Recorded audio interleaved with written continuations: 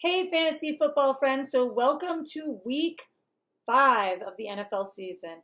So, this is your waiver wire weekly, and it's brought to you by Stronghold Financial because, like a Pro Bowl offensive line, Stronghold Financial is protecting you against life's risks, just like I am protecting you against making the wrong waiver choice. We're going to go into our trusts and our busts for this week. The trusts are the guys you want to pick up, the busts are the guys you don't. So, our first trust this week, Taylor Gabriel, who is the wide receiver for the Chicago Bears. That's right. I am telling you to pick up a wide receiver from the Chicago Bears. Crazy. But this is where we're at this point. You look at Taylor Gabriel, he is second on the Bears in targets with 29, and he's caught 22 of them. So his completion percentage is pretty good there.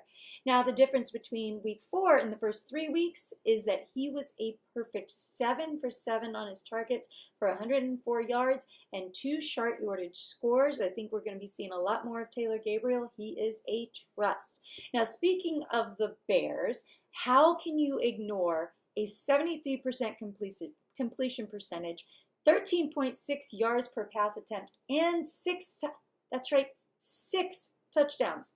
He had 5 in the first half alone. I'm talking about Trubs, Mitch Trubisky, the quarterback of the Chicago Bears. Now, he's not going to be a week-to-week start for you, but if he's up against those really slow defenses like you have in the Tampa Bay Buccaneers defense, he is somebody you're going to want to start. And especially with bye weeks coming up, he could be a great replacement for your starting quarterback. Mitch Trubisky is a trust.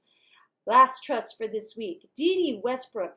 He's quietly gone for double-digit fantasy points in 2 of his last 3 games. And he broke out with 9 catches on 13 targets against the Jets. He's getting the targets on that Jacksonville offense.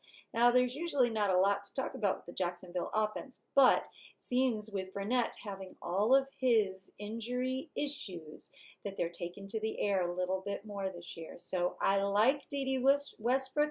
He is somebody you can trust. Now let's go to our busts.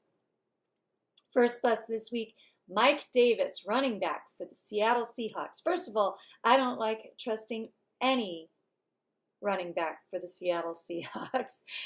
And with all of the mix-ups that they have back there, so Chris Carter got axed at the last minute. He was a last-minute inactive, and then everybody thought it would go to Rashad Penny, right?